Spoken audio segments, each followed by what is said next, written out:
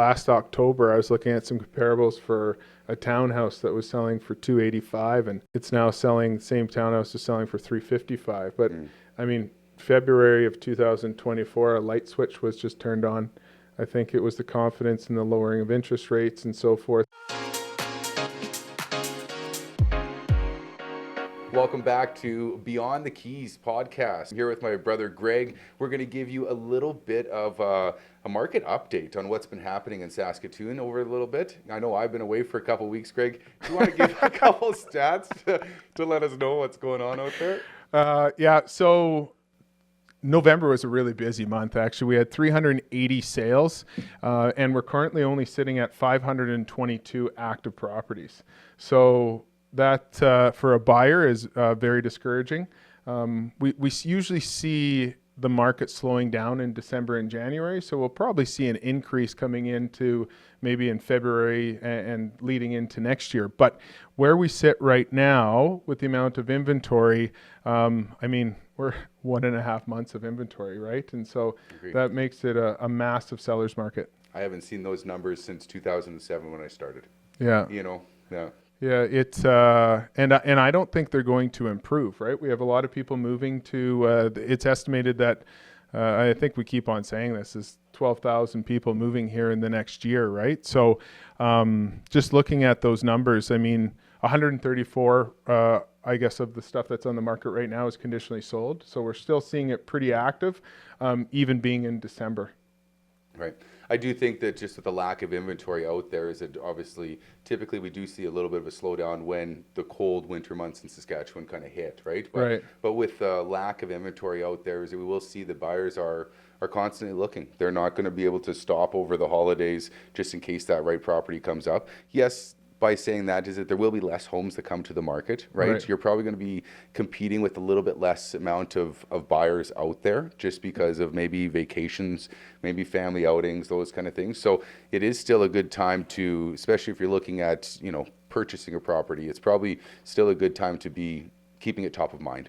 Yeah, I think if you stay active, sometimes you might even get lucky just because everybody else is busy doing like the Christmas and the parties and so forth, that if you're staying in tune with the market, you can sometimes grab something that you might not have normally been able to grab and that would have went into multiple offers. So getting into that house as immediately as it's listed is super important, as it has been. But I mean, snow, rain, sleet, whatever it is, it doesn't change. I think that's one of the biggest things for buyers out there is that the market doesn't wait for you.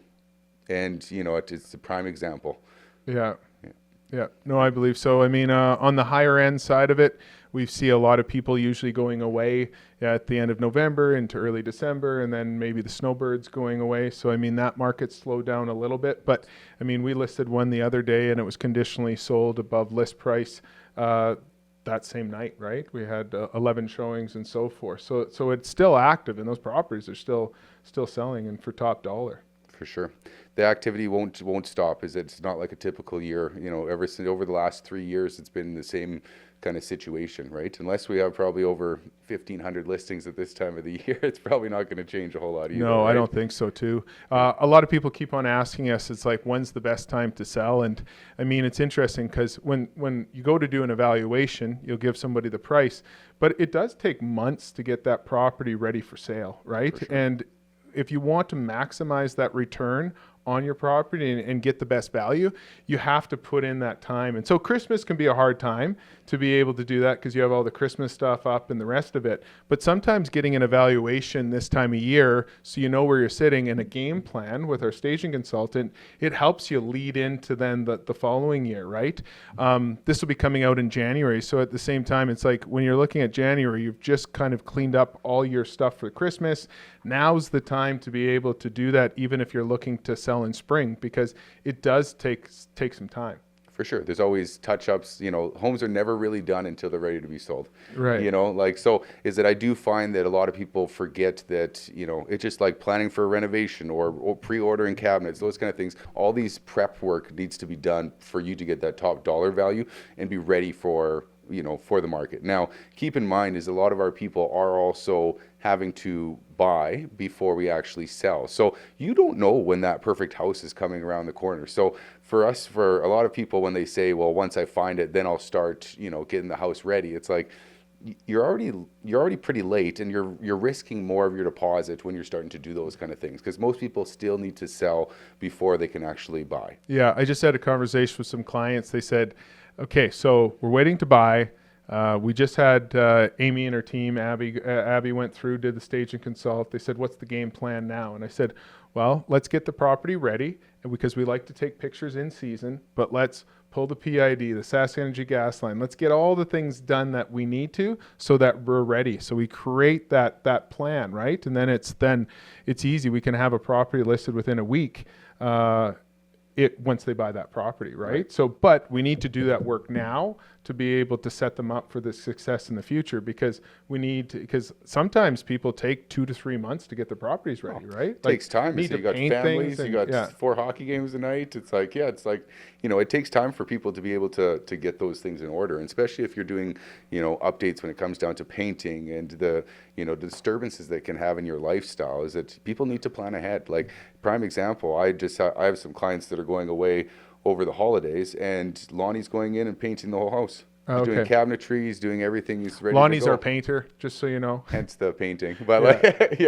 So, but those kind of things, and they're planning on making a move in March, right? But for them, that was the best time for their family to do it, to be less disruptive to them. Yeah, right?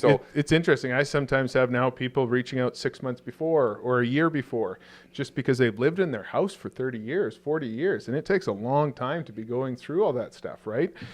Listing a house coming in January, and we had Natasha and her team go in and set up a time to be able to then go in and declutter and help them get rid of their stuff, right? So as we have this team that supports kind of every stage of getting a property listed, we suggest people, things are moving so fast, let's start on that as soon as we possibly can. Yeah, you need to be proactive than reactive, especially in our market right now. Yeah, for sure. I totally agree on that. Yeah. So we've seen an increase in sales in November. Yeah. A huge increase, 21% over last year. What do you think's contributed to that? Is it just price points on how the increase in property values have gone, the lack of inventory? I'm sure that you're going to say all the above. But it's interesting, because I look at last October, I was looking at some comparables for a townhouse that was selling for $285, and it's now selling, the same townhouse is selling for $355. But February of 2024, a light switch was just turned on. I think it was the confidence in the lowering of interest rates and so forth. And I think that people can only wait a certain amount of time before they start buying. They're not going to, they'll wait out interest rates, but at the same time, your life doesn't change. Either your hip's not getting better for mobility, or your family's not shrinking. They have to make the move, so it can only last. So we always talk about that one friend that's been waiting for 12 years, Yeah, for sure. Yeah. It's so I think when the answer on that is that the market is just way stronger than it was last year in November, right? And I think you're going to continue to see it climb, because if people aren't buying, the market keeps on going up, and they keep on getting less from what their dollar is, right? And it depends on, especially if you're looking for a bungalow.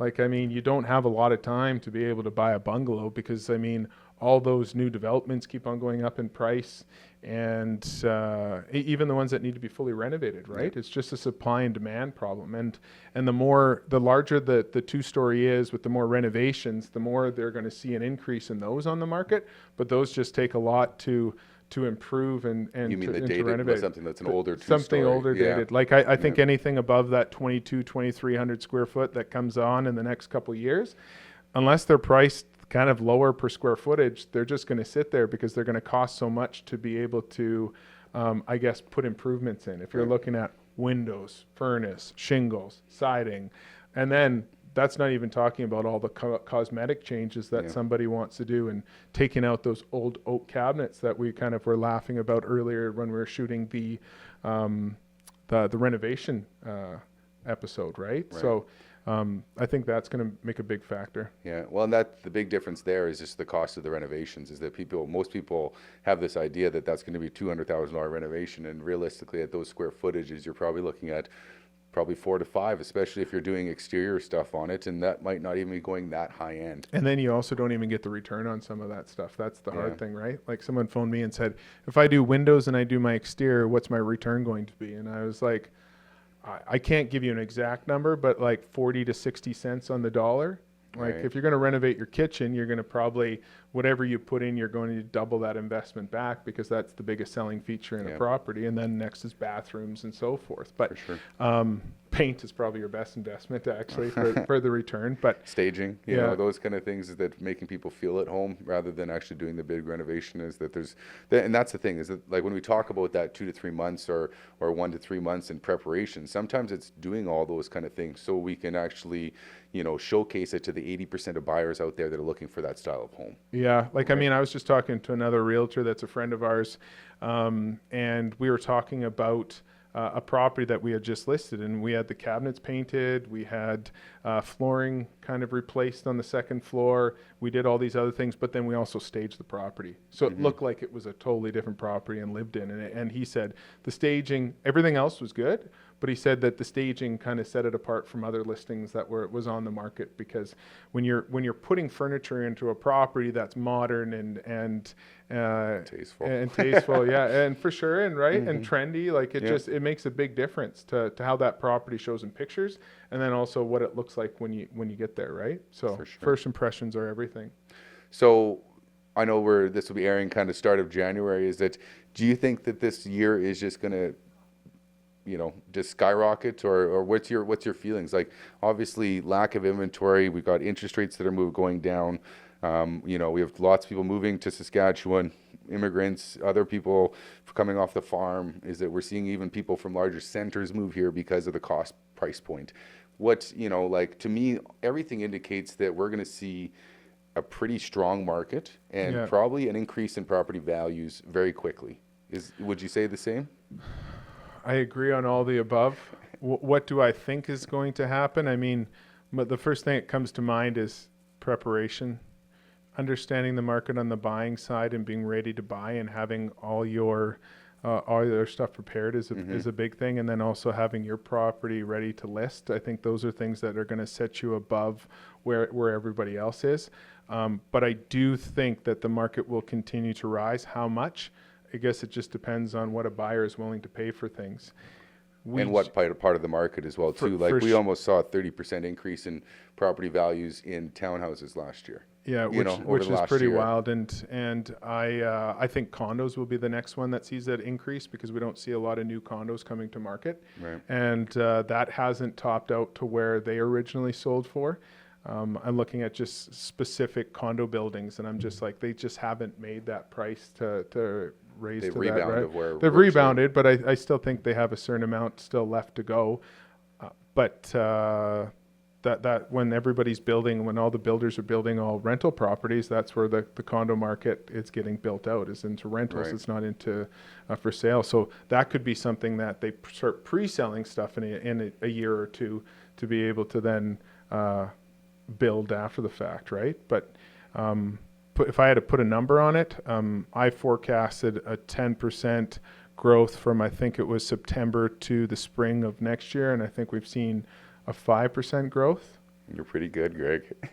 And but I mean, we're going to go back to that clip, because Ryan at that time told me I was out to lunch maybe a little bit. I said 5% by the spring market as well. So, and, you know, I like, you know, it depends on the sellers liked yours and the buyers probably liked mine a little bit more. But, you know, you're right. That definitely is that there's going to be an increase in values. That's for sure. And we don't find this market to be a joke. I mean, we kind of...